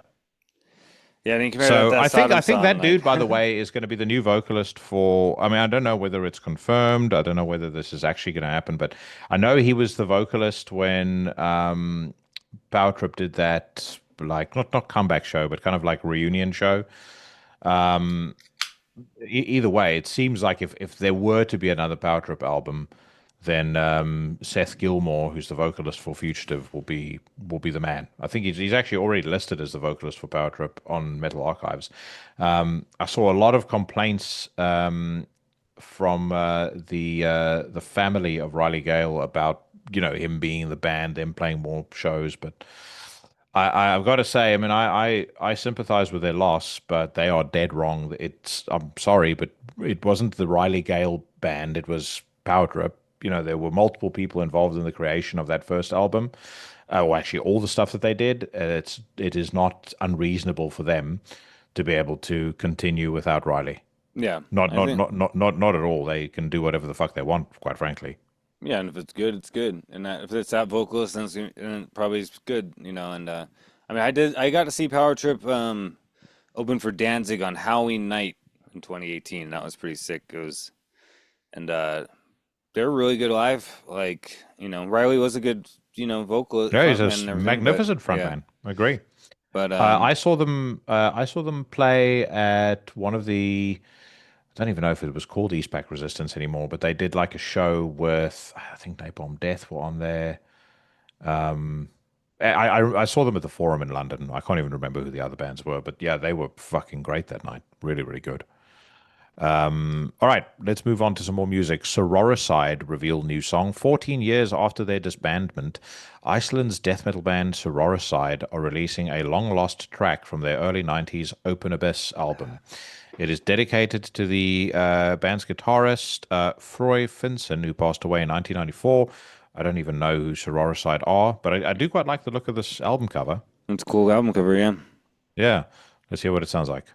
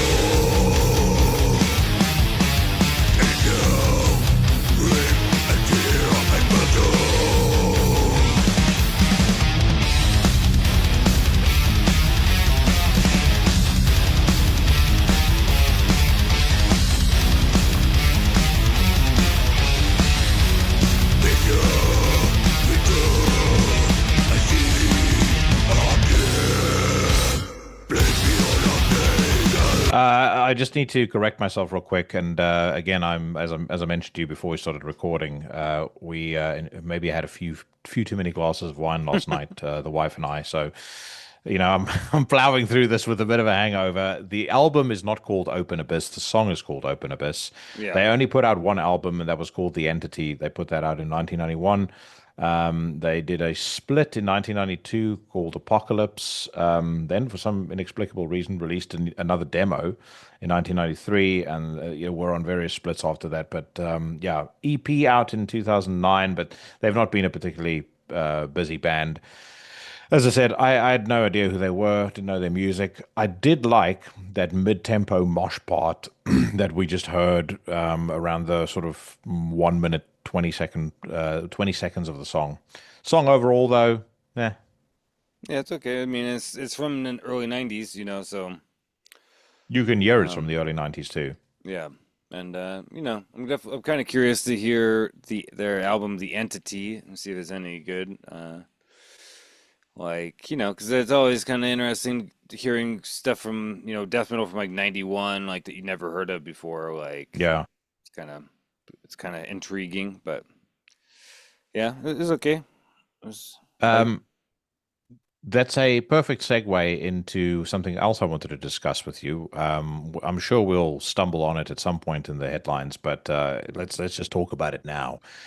You saw the photo of My Dying Bride in the studio working on new music, or in the rehearsal space working on new music. Aaron was absent. I did bump into him, by the way, at Fortress Festival. Met him in person finally. Absolute gentleman, just as great as I always thought that he would be. And by the way, again, the 15-year-old in me was reflecting on it afterwards, thinking, how fucking insane is this?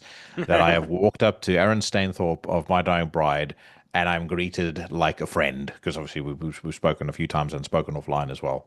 I was sitting there going, this is actually fucking nuts. Yeah. But I shan't reveal what I discussed with him. I mean, aside from saying, don't read anything into what I'm saying, because the gray area that things are operating in, that's completely and utterly unchanged. I do feel like it's a bit of a shot across the bow posting that photo, though. What do you think? Yeah, I just don't think it's very smart. I don't think it's very smart on the side of the band, because they know they've already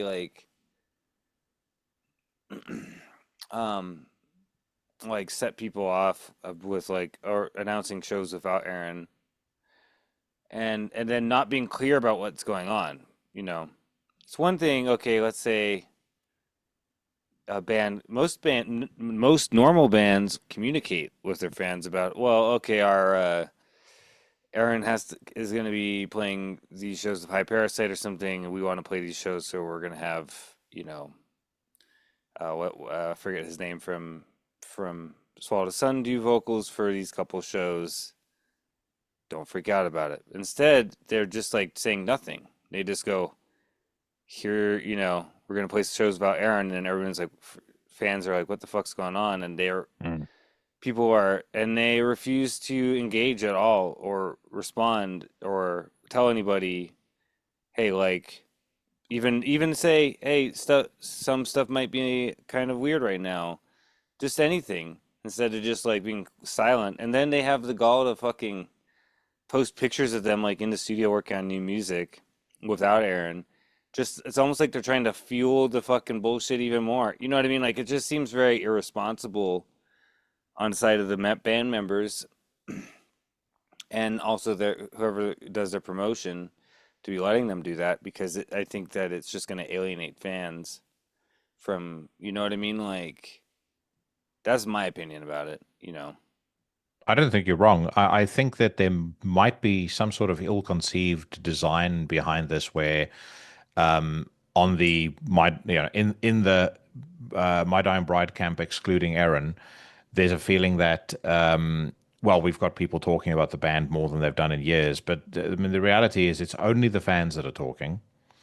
I would say you are, exactly as you just pointed out now, you're under serious risk of your fans feeling completely and utterly alienated by what you're doing.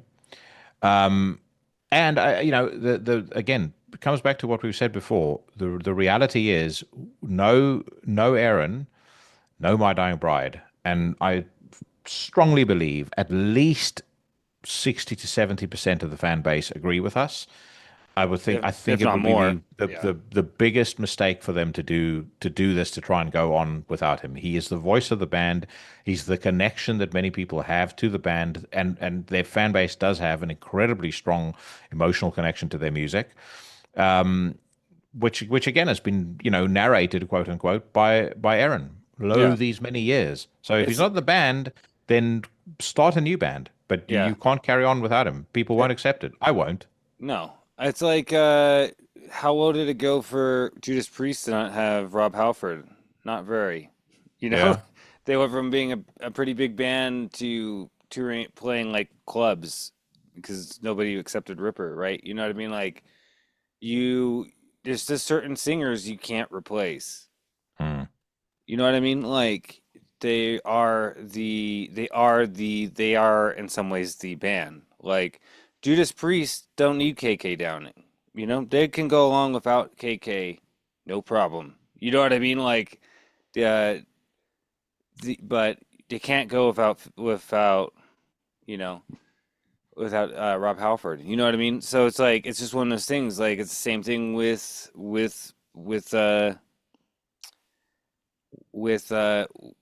My Dying Bride, in my opinion. Like, and this might, I mean, the other thing too is like there are some bands where you need both. Like with Paradise Lost, you need both Greg and Nick, right? I am not 100%. I mean, I suppose we could say that with Andrew and Aaron in a way, but I also think that Aaron could probably find a guitar player who could write My Dying Bride style music just as good as Andrew. You know what I mean? Like to be quite honest. So, but the problem is that like, see, the thing is like Aaron's like lyrics, his vocals, that's like the heart of the band. You know what I mean? Like without his vocals, without his lyrics, it's just not the same. It wouldn't be the same if they were like going to try to be My Dying Bride with Miko from Swallow the Sun. It just wouldn't be right. Miko's voice isn't even right for that kind of stuff. Like it's right for Swallow the Sun, but it's not right for My Dying Bride. You know what I mean? Or, Yeah. If you're gonna, if it comes to that, they should break up. They should end the band, and the band members can go do whatever, and Aaron can be more involved with High Parasite or something. You know what I mean? Like there just has to be. They can't continue without Aaron, in my opinion. I think that's very silly. If it comes to that, I hope that's not what's going on. I mean, maybe offline you can tell me what you know, but but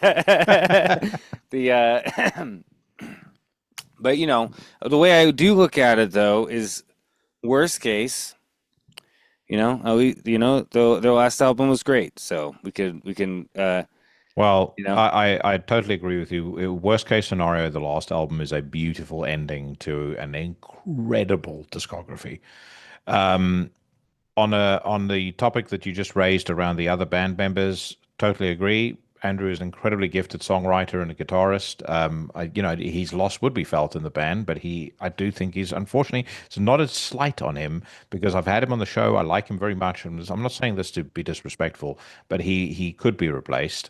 I am directly saying this to be disrespectful. I mentioned before Sean's post on the My Dying Bride forum on Facebook in regards to what I posted. That was cunty. He's not a bloke I'd want to be in a band with. If that's the attitude of the rest of the band, then frankly, and again, I'm saying this just of my own. It was my own observation and opinion. If I were Aaron, I'd go, fuck this. I don't want to be with you. I don't want to be friends with them, let alone play in a band. Yeah. So that's my view. Yeah. We'll see what happens.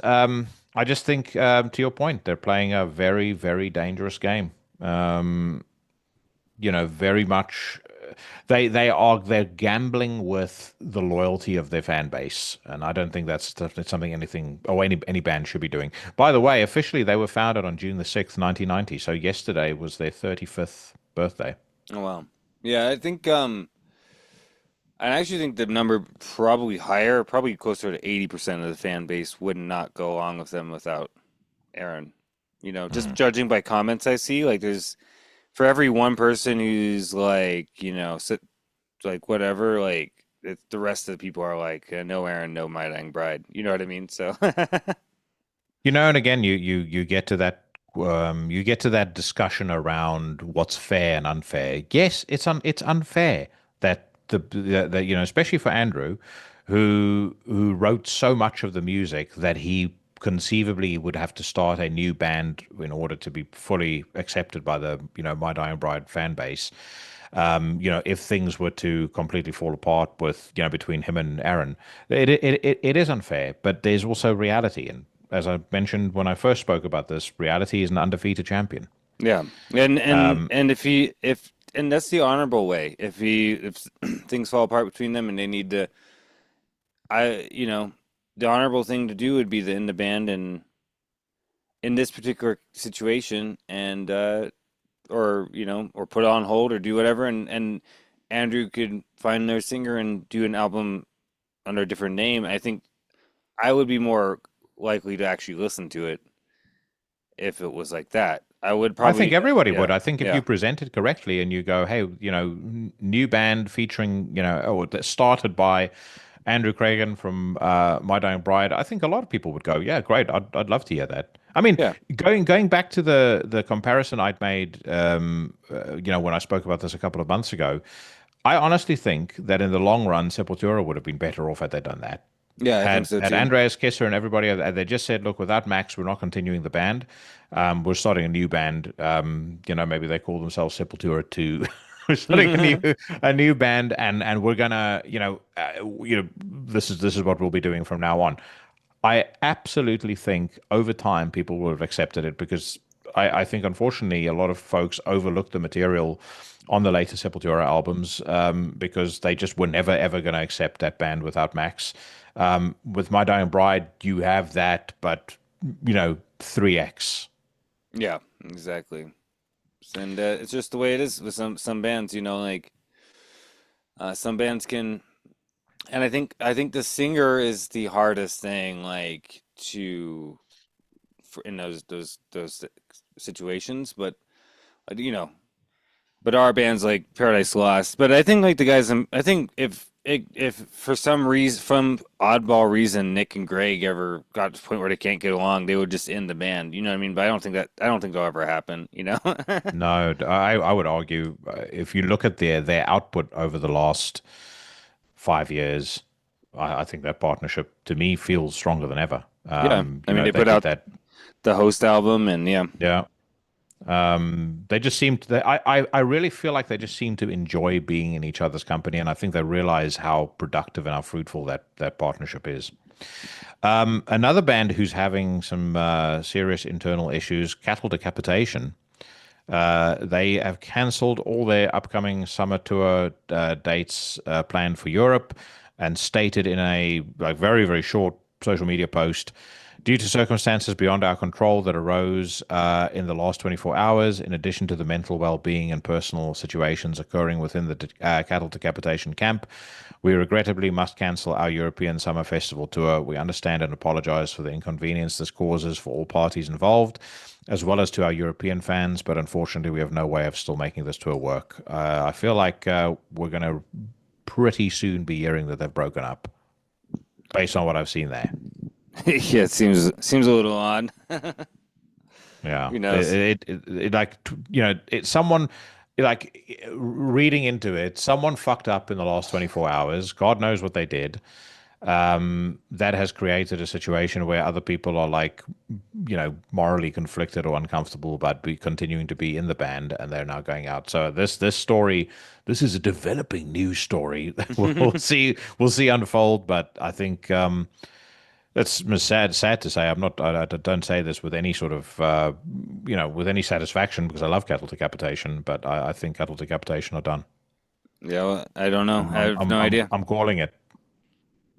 I hope not. I hope I'm wrong. But reading that does not sound to me like a band that is going to be that is going to be continuing. All right. Signs of the Swarm unleash unleash a new track featuring Will Ramos. If I've exploded any eardrums, what's the name? in that cough that I did there. My apologies. No, Will Ramos of Lorna Snore, not of Mortician. Will Raymer is who you're thinking of. Yep. You're So, right. as part of their upcoming album release, To Rid Myself of Truth, due out on August the 22nd, Signs of the Swarm offer in listening the second advanced single, Clouded Retinas, featuring Will Ramos of Lorna Snore. Oh, no. I fucking despise that band, by the way. And what I particularly despise are all their apologists online, constantly trying to convince people that they're assholes for not liking the band. They fucking suck. They're the same as Sleep Token. Unlistenable fucking garbage. I don't understand. Did you see? And why people try and insist that you are somehow wrong and horrible and a dickhead for not liking them, that I don't get either. But you were going to ask? Did you see the apparently there was like a presenter in Britain, like just a normal TV presenter. I can't think of who it was. It was like a talk show thing, and they were talking about music, and the guy's like, somebody showed me this band Sleep Token, and supposedly they're metal, but he said they're about as metal as, I forget what his exact quote, but he's like about as metal as like taking a about as metal as taking a shit. Yeah, it's about as metal as I think it's like metal is like a comforter or something. Like it was just like totally dunking on them for not being heavy or anything at all. This is like some guy who doesn't listen to metal at all. They're completely and utterly terrible. But I mean, there's for as many folks who have a great sense of humor and will say, really sharp, witty stuff like that in the UK, there's so many bedwetters in this place. It's also astonishing. I had one person, and I don't know where they're from, but they posted on one of the Fortress videos that I did. I would have expected more than just a single sentence or two on Fortress. What a disappointing report. I look forward to seeing your report, fuckhead. Do you seriously think that I was at the festival and literally did nothing but watch bands? I'm fucking busy for both days. Yeah. And at some point I want to eat. There's a lot of people that I know. And unlike you, I have friends. There's a lot of people I know and I want to catch up with. And Fortress, I understand a lot of people like them. They've never really been a band that's featured very high up on my radar. So I was going to prioritize seeing Ulcerate and Ecclese and all the other bands that I know, love, and want to see. So that's fucking pathetic. But yeah, and again, you find just an awful lot of people. I saw an exchange, and I'm not going to reveal anything incriminating here, but I saw an exchange that was had from one person who was with folks involved in Fortress Festival back when Ecclese was announced. Basically demanding that the organizers guarantee his and other safety, because at this point, Ecclese's presence on the bill is preventing them from booking tickets. And I think this was like at the point where the festival is almost sold out. I looked at it and I said, my response would have been, please don't book tickets. Go get fucked. Yeah, exactly. And then I would have posted that on social media just to preempt what they would do. And I go, it is not my fucking responsibility to guarantee your sense of well-being. Like as a promoter, you should be doing, bare minimum safety standards, security, doors checked, don't allow people coming in with fucking axes and knives and guns and shit. But beyond that, whether you feel safe or not, if I have done what I'm supposed to do, due care and diligence, as they say, as a promoter, your sense of safety is not my fucking responsibility. It's so stupid. It's so stupid. It's like, what did they think that like Kyle was gonna be up on stage like telling him to, calling out to like kill everybody or what? I don't understand what the fuck that. Well, that's how he opened the show. He came on stage and he said, "I command you to kill anyone waving a pride flag," and that's when the massacre happened. That's why you don't hear any complaints because everybody that was there was murdered. It's so fucking dumb. There was one person actually who was Salps played in that Ocean Room before Cleese played. And side stage, there was this girl standing with this massive, really bold, garish Antifa T-shirt. And I thought to myself, is she going to try and make a statement during Ecclese? But the room was so packed for it that I suspect even if she had intent to do that, she probably thought, not today. No, this is not the place for it. Yeah, they really should have been on the main stage.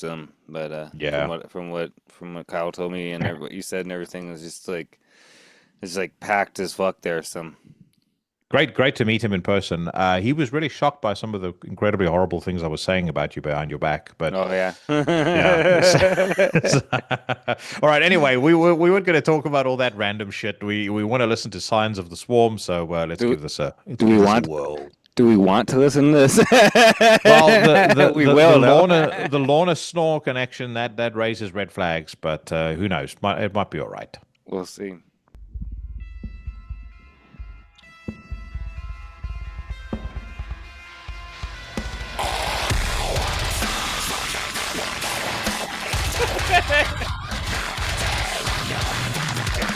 The fuck? You know what? I'm not even gonna carry that on. I can just immediately that is music for fucking little piss pants losers that want to act tough. It is fucking awful. What was it? Absolutely awful. What were those vocals? That was just awful. Well, I think those are Lorna Snore vocals. I mean, they sound like that to me at least. It's He sounded like he was like gargling, like fucking his like he sounded like he's just clearing his throat. It's just like, what the fuck is that? Like, you know what that is. Those deathcore vocals that sound like overly produced. It is the exact same thing to me. And I mean, I'm glad that there's so many people in the scene that rejects it outright. But it's the exact same thing as when autotune came into hip hop. Like if you take hip hop released in 1991, 1992, 1993, and then that, you know, Dr. Dre style production with the auto tuning and the fucking R&B influences and stuff, when that started coming in and fucked the entire genre up, this is exactly the same thing. This is the Dre style production cancer equivalent in metal. it's not good. That's for No, sure. it's fucking dreadful. And it should be. I don't give a shit if people say, "Oh, you're being a gatekeeper," blah blah blah. But goddamn right, I'm being a gatekeeper. It has no place in metal. It's not metal. It's just dog shit. It's not good. And I've had fucking bowel movements that are more intense and aggressive than that. yeah, it's definitely pretty horrible. Oh, speaking of horrible, if you want to see an entire collective of assholes, the biggest collective or biggest concentration of assholes that you're going to find in 2025, then make sure you get over to one of the dates where agriculture will be playing in Europe. Yeah. Man, can you imagine? I just want to kill myself if I was at that show. Like, hey, I would never be at that show, but I can only imagine the stinky people at that show. Oh yes, without a doubt. I mean, the first thing probably is anyone who comes in that doesn't smell of BO probably doesn't make the cut. Let's try that Aeon Winds. Yeah. I was just going to say just about agriculture. Anyone that isn't stinking of BO doesn't make the cut because you know, if you use cologne, if you use underarm spray, you know, that's clearly a sign of the patriarchy. Yeah, if you use deodorant and you take a shower and don't smell like feet and you're selling out to the man. Yeah. You're a woman who shaves your armpits. Oh, that's standard. You know, no self-respecting, ecstatic black metalist woman would be shaving her armpits.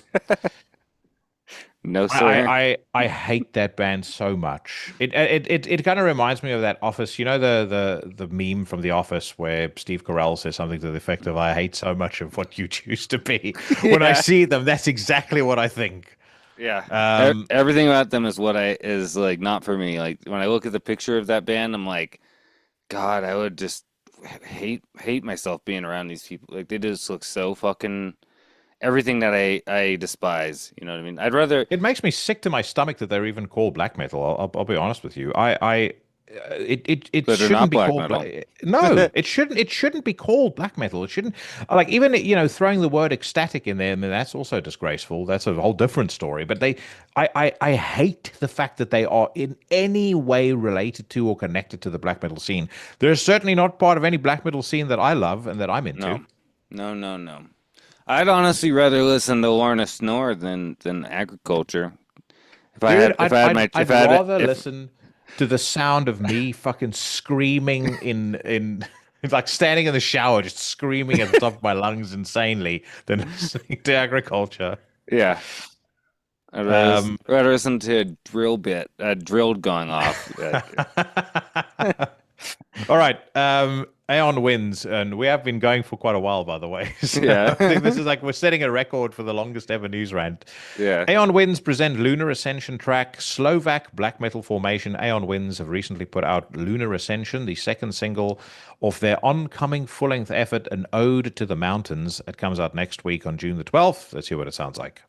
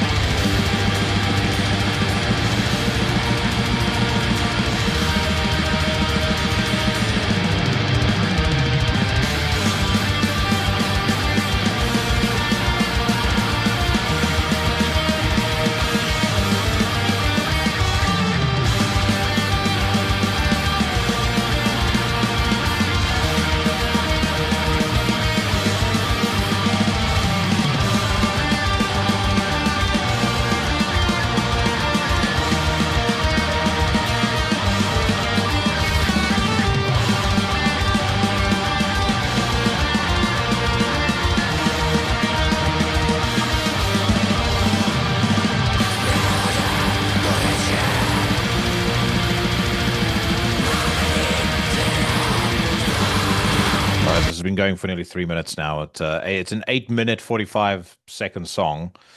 But I'll tell you my thoughts, but I want to hear yours first. So it's kind of funny because I think one of the only other Slovak bands that I'm familiar with back in the day was Saltus, who was put out by Breath of Night, which was owned by Akhenaton from Judas Iscariot. So. And ironically, this sounds very similar to that band. It also reminds me of, it reminds me a lot of early Nocturnal Mortem, in particular. Like if you think of like Goat Horns, yes, correct, and maybe a little bit of Lunar Aurora. It make more. The vocals remind me more of Nocturnal Mortem. Like this really sounds like Goat Horns era. Nocturnal Mortem. It's not too bad for in that genre. I liked the intro was pretty good for that kind of thing. You know, like I'm not sure if it's good, but it's not bad. You know what I'm saying? I kind of feel like in between about it. It's a bit of a pendulum for me listening to this song because the intro starts off well and then the pendulum swings again towards dog shit when they bring in that Sega Mega Drive sounding keyboard. Then the song kicks off and it's like, okay, pretty good. Then the pendulum swings the other way again when that annoying, unnecessary lead guitar that lead guitar part comes in. Yeah, I didn't like that either. I mean, I'll tell you what one of the big issues with the song, there's not enough going on here to merit. I mean, even though we've only listened to 3 minutes, there's not enough here going on here to merit a nearly 9-minute runtime. It sounds very bloated. It could have been a lot sharper, a lot more concise. Again, the keyboard sound in that intro, dreadful. There just seems to be a lot of elements also thrown in, or at least some elements, particularly that lead guitar. It's not necessary. It doesn't add anything. It just actually it actively detracts from the song. If they cut that sequence out and started the vocals straight away, it would have been significantly better. Yeah, I agree with your comparisons to Nocturnal Mortem and definitely to Lunar Aurora as well. But it's not as good as either one of those bands. I was just about to say, if I wanted to hear that style of music, then I would listen to those bands. Yeah, exactly. And like Nocturnal Mortem, goat horns, like the keyboards are pretty like Casio-ish sounding, but it's kind of charming on that, because you know what I mean, and the songwriting's really good. So it's just the songs are just really good. Like they wrote good songs, and same thing like Rune Aurora are like one of the best when it comes to that kind of stuff. So I don't know. I just think that there are some Lunar Aurora albums that are just complete and utter masterpieces. As a matter of fact, I would argue their last 3 are probably my favorite. Mont, Andacht, and Hogast. We should do the Mara one. I was going to say let's do Mara and wrap up on that note. 1 month prior to the release of their 5th studio record, Sword of Vengeance, black metal operatives Mara offer in listening the 2nd new track in preview entitled Elite. Vi ser på det her som en religion, og det står vi 100% for.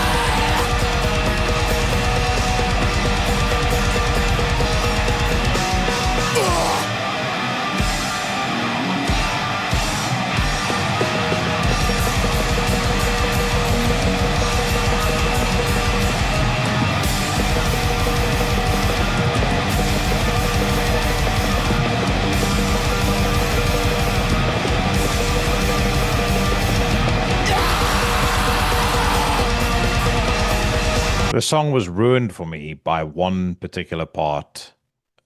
I'm gonna leave you guessing what that part was. What's your take on this?